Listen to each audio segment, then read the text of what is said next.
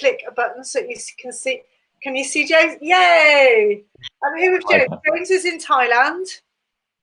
James Hunt, physical element. Hello. So, James. Clarence. Tell us about what you normally do in the UK. Okay. And what you were doing in Thailand.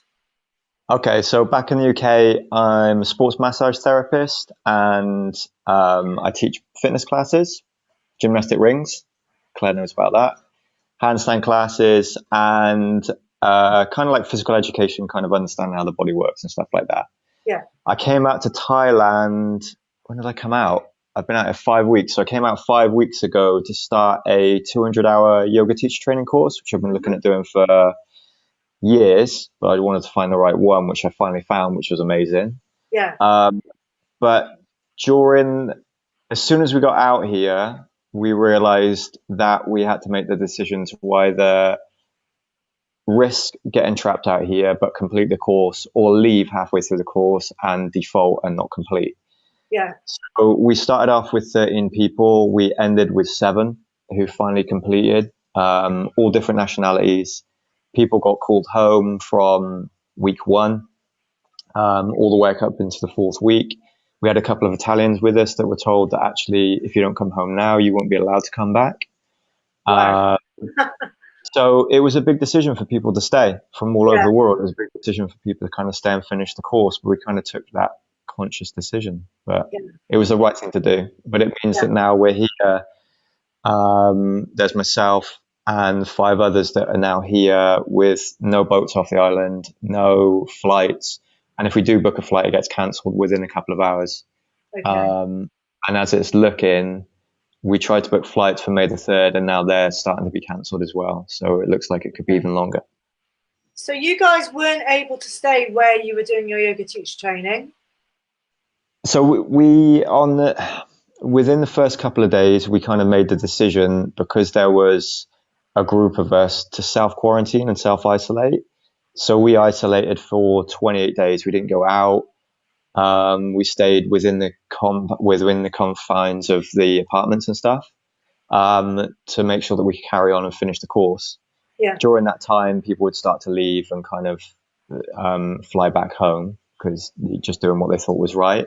Yeah. And for the rest of us, we stayed quarantined, so we didn't go out. We just purely stayed in. So we were getting up at like 7, doing like a morning meditation, and then studying through till 8 o'clock at night, and then just going to bed and just starting again. So we've done that for the last 28 days. So on Sunday, 6 days ago, I'm losing track of time. 6 days ago, Friday, me and 3 other people decided to come out of that environment and to rent a private place to give us a little bit more freedom. Although things are still strange here, still masks. There's a 10 o'clock curfew. But yeah, that's where we are now. So I was just looking at Tony Robbins' 6 human needs. Yeah. And one of the human needs that Tony Robbins talks about is certainty. And obviously for all of us, certainty is what we've lost. But for you, like with the situation of being a long way from home, no flights, that sort of thing, how have you dealt with the lack of certainty? How have you created certainty in your life? Okay. So, like I said, kind of like within the first couple of days within the course, flights were being cancelled and people were starting to talk about people left within the first few days. So the uncertainty kind of kicked in really quick here, because it had to be a decision of, are you going to go home, or are you going to risk getting stuck here for an amount of time that we don't really know? It was thrown around that maybe it would be a week, maybe a month. Now, like you say, it's kind of uncertain how long that could be. So kind of the way that I've chose to deal with it is that, and that the 4 of us who are here have chose to deal with it, is in the light of flights being cancelled, which we can't control. There's no way. We've looked at trying to get back, and it just isn't happening. Yeah. We've decided to take control of the things we can take control of. So irrespective of the flights and what's going on and the information out there, because it's kind of foggy at best. Yeah. We've decided to kind of get up. It's kind of like a set time. Yes. To continue with as if we were kind of on a schedule. So during the course, we were on a really strict schedule. It would start at 7, we'd meditate, then we'd have an hour and a half of practice, then we'd study, and then obviously times to eat. So we've kind of taken that. So what I've done since I've come out of the course, is I've set myself a timetable of, I get up at a certain time. Yeah. I'll take myself through a morning meditation. I'll leave myself time either side of that if I want to do it for longer or I want to do it for less. Yeah. Then I'll look at doing some type of fitness, and then time for breakfast, and then some type of self-study. So it doesn't have to be overly strict. It doesn't have to be, I have to do this at set time. Yeah. So there's a little bit of movement within each, but still keeping some kind of structure. So there isn't just an indefinite amount of time that I'm sitting around. Yeah. Yeah. That's what I've done, actually. I realised after the first week, if I don't introduce some structure, I'm going to feel completely at sea. I'm used to having a very structured life. So that's why I introduced yoga teaching at 7 every morning. And the one thing that I've got from it, because I'm doing it very much to have some certainty in my life, it's not all about helping other people at all. It really helps me. And the one thing that I've got from it is like really having a bigger understanding of my practice from doing this regular. I've never done that before. I've never taught for 5 days in a row before at the same time. And it's amazing after doing something for a few years how actually just that concentrated practice, I mean, I guess it's obvious, but it's like really get into much more self-awareness and awareness of like the physical nuance. And are you finding that in your practice? Yeah, kind of. So I've always been a fan of like going back to kind of like the basics. It's fun to kind of play with more advanced moves and kind of challenge yourself in different ways. But then by adding in more complexity, whether it's a longer run, whether it's a faster run, whether it's a heavier weight, whether it's a more complex yoga posture or asana, like a balance or something like that, we start to add complexity to it, which means we have to start to work out what we're trying to do. Yes. Whereas when we strip back that complexity of whether it's the speed, whether it's the weight, whether it's the balance, we then allow ourselves to take on more information from the ground up. So with the very basic moves, like a plank, for instance, you can start to feel and understand how that's supposed to work. Yeah. Whereas if you start to bring it more into kind of like a crow or a balance, it becomes more about the fear of falling on your face, which is real. Yeah. And less about how can I feel what's happening here? How do I feel my body working? And how do I listen to my fingertips? Yes. So we start to get more depth with it. So I wasn't have been able to actually articulate or think in that way myself because I'm not terribly analytical, but I have experienced that myself because I teach yoga for beginners, and I'm teaching very much a similar practice every day. And what you would call in other yoga traditions cat-cow, which in our tradition is called Viagra Pranayama, which is breath of the tiger. I have found over the past 2 weeks that I'm very much aware of like how much pressure am I putting into my hands? How far forward do I lean on my wrists? How much do I push my hands into the mat and get a shrug in my shoulders? And how different the experience is from just focusing on all of those tiny little details. Yeah. It's such a simple thing.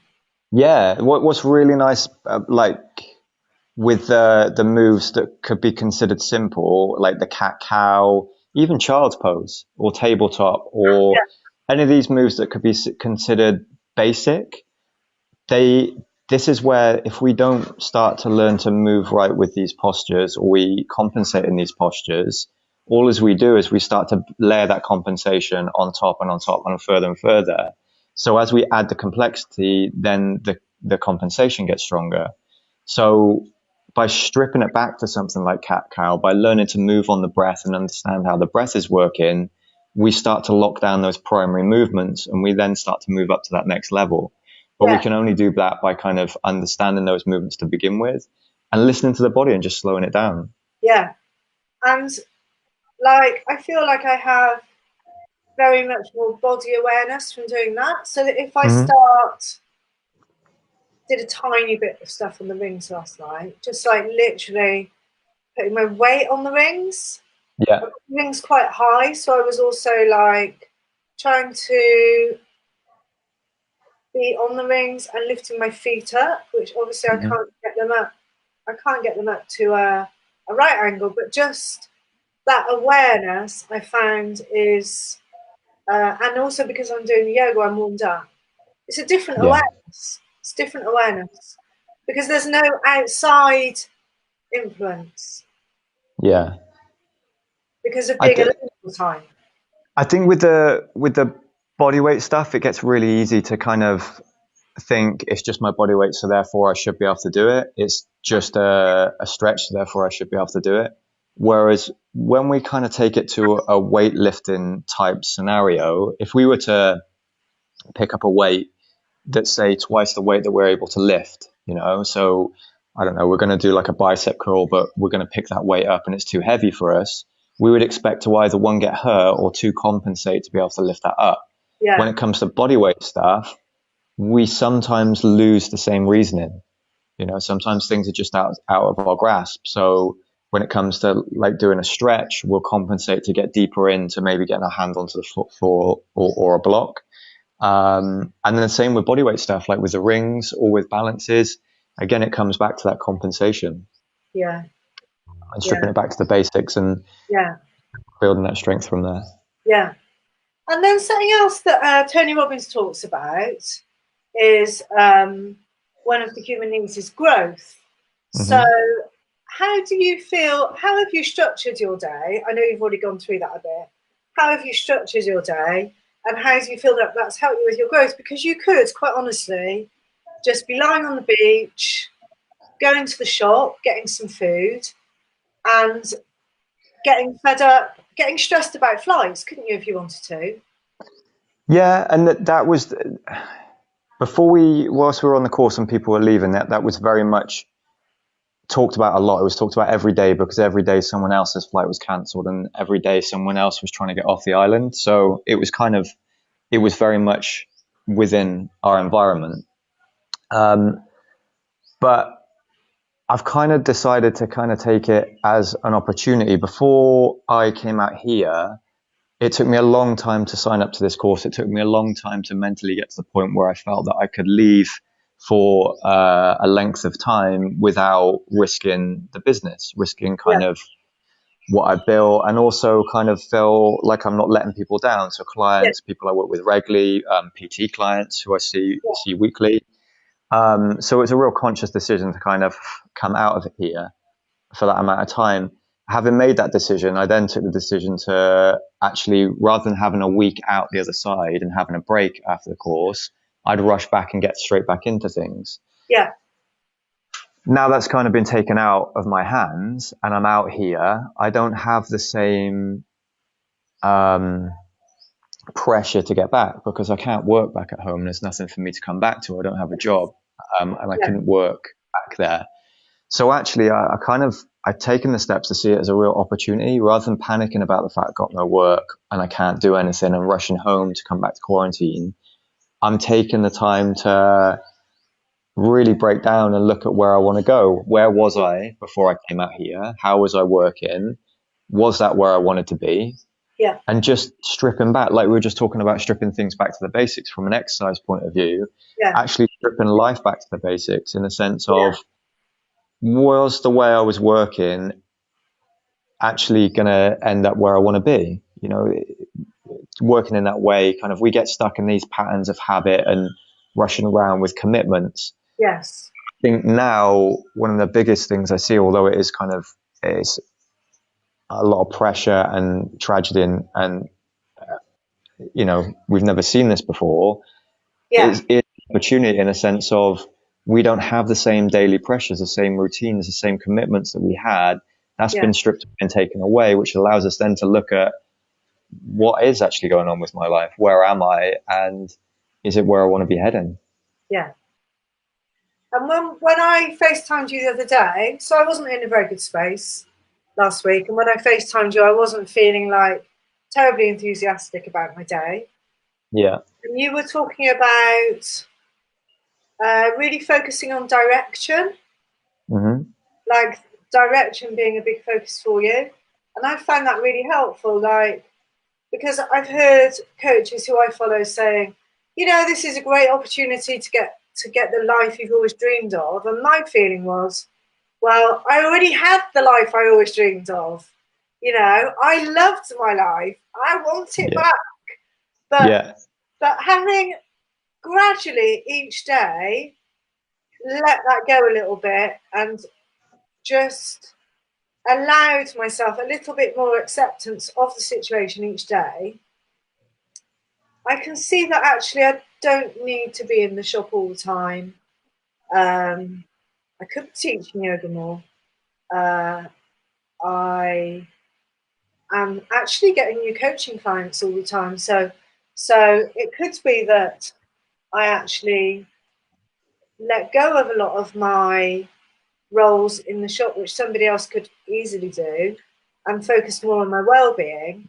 And actually, for those of us who are self-employed and find ourselves in this strange situation where we are, it feels very much like not required by society in this situation, which is a Yeah. strange feeling because then I lose my significance. And Tony Robbins talks a lot about significance. And in the beginning, I was finding significance by arguing with people about their views about what other people were doing. And it's like they're arguing about what other people are doing, and I'm arguing with them. It's the same thing. Yeah. So if I replace that with finding my significance in finding what my new direction could be as a result of this situation, then I find one of my human needs is met. Mm-hmm. And I find some sort of peace and acceptance and actually contentment in the day, Yeah. which is what I I mean, wasn't finding. we talked about kind of like masking through kind of habits and commitments. And I think what this has done, it kind of strips everything back to the bare bones of where are we, or what are we rushing back to, Yeah, am I rushing back, or am I feeling disgruntled because of the fact that I'm not busy, yeah, I don't know what I'm supposed to do with my day. Whereas if we were to be told that actually, if this wasn't going on and when everything was normal, if we were to be told that actually we could have 4 weeks, maybe 5 or 6 weeks off, like a summer holiday when we were kids at school, yeah, all of us would have jumped at the opportunity to have 6 weeks out yeah, and have to do nothing. yeah. Okay, And everyone who's self-employed, you can have 6 weeks off. yeah, it's a dream, We're right? not, we're not belittling the situation, the health crisis, and what people in the health service are going through, and what people with health issues have gone through. But it's about finding a way to make this work for us. It's more about addressing the kind of mental health issue that's going on that a lot of people are kind of starting to become aware of and starting to talk about, because like yourself, being in isolation by yourself is going to be different to being with your family or with friends Yeah. around you. Yeah.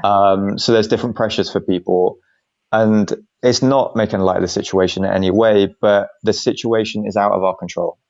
Yes. It's out of everybody's control. We don't know what information we're getting. Yeah. It's loose and tangible at best. The government doesn't really know what's going on or how they're going to deal with it. You could be in quarantine back in the UK for longer.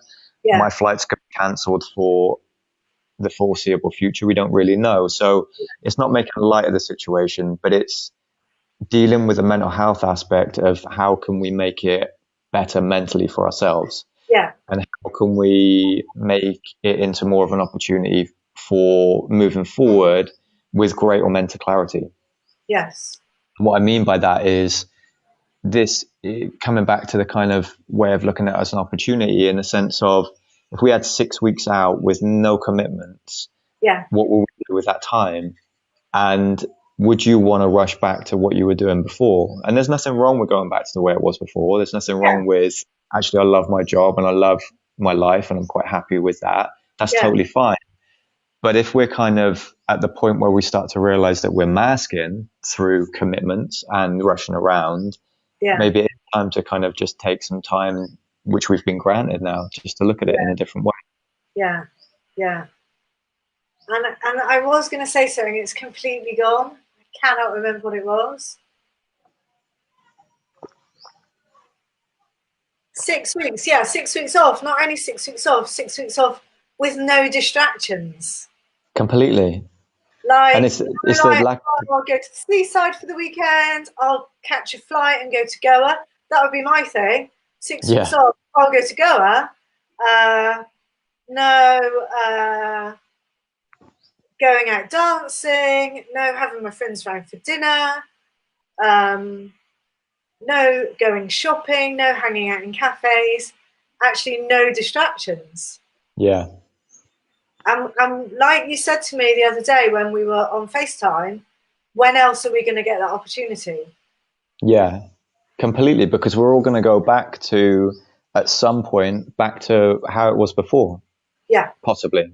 Yeah. Back to our jobs, back to running around, back to commitments of picking up the kids or the grandkids, back to doing the shopping, back to that daily routine that just piece by piece takes our time and distracts us, and it doesn't really put us in a place of possible growth, of moving forward, if we do want to change stuff.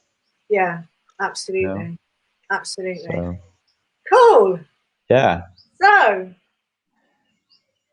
have you got anything else that you would like to share?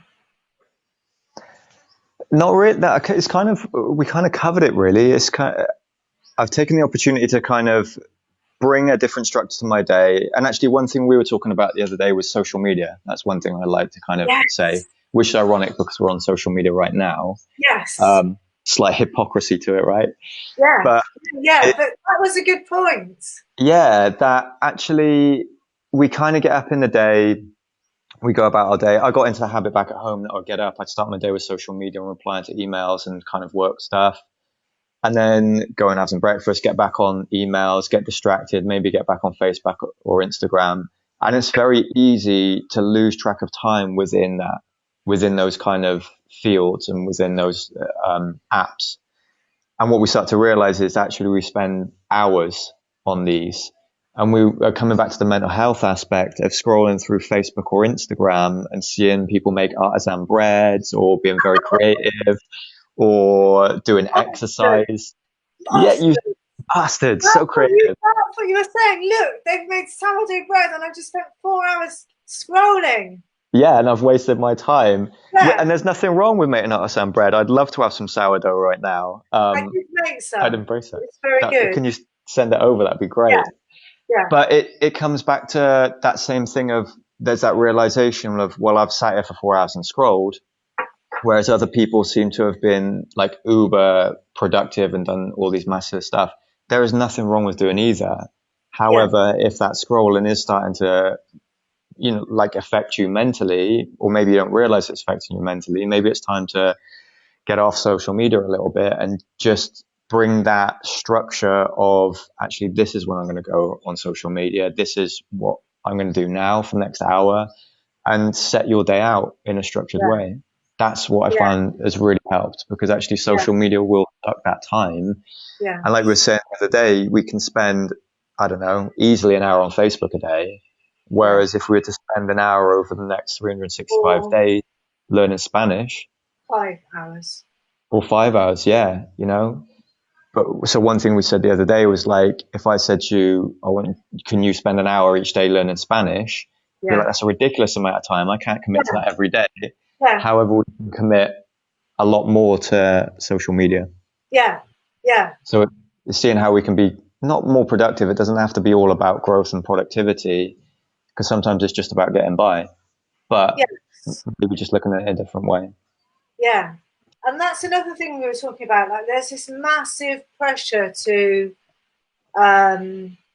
it can feel like there's a massive pressure to be super productive, but the situation can leave one in a bit of a mental fog. Yeah.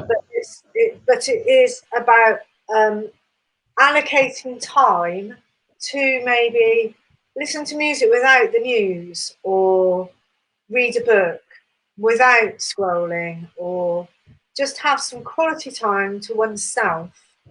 Yeah, and I think the point you made the other day, actually, when we're talking about, I mean, I haven't personally listened to the news since I've been out here, because it didn't feel like it was very constructive, the information we were getting, because it was all mixed. But certainly for you guys back home, from what I'm hearing, it's kind of like that constant bombardment is not healthy. You know, it's the same as putting unhealthy food in your body. Those the different announcements from the news and like that constant negativity is not really going to put a positive outlook or give you a very positive outlook after listening to it, especially if you're consuming it hours upon hours a day. Yeah. Yeah. You know, and for a lot of us, we're starting the news in the morning, we're having the kind of like in the afternoon, and then we're finishing our day with it. That's a lot of negativity to kind of be taken on board. Yeah. And there are other ways of listening to music: Spotify, YouTube, playlists, different apps which don't have news, actually. Yeah. Music. Yeah. Cool. So brilliant talking to you, James. Thanks, Claire, and you. Yeah. And I'm sure we'll be in touch. Yeah.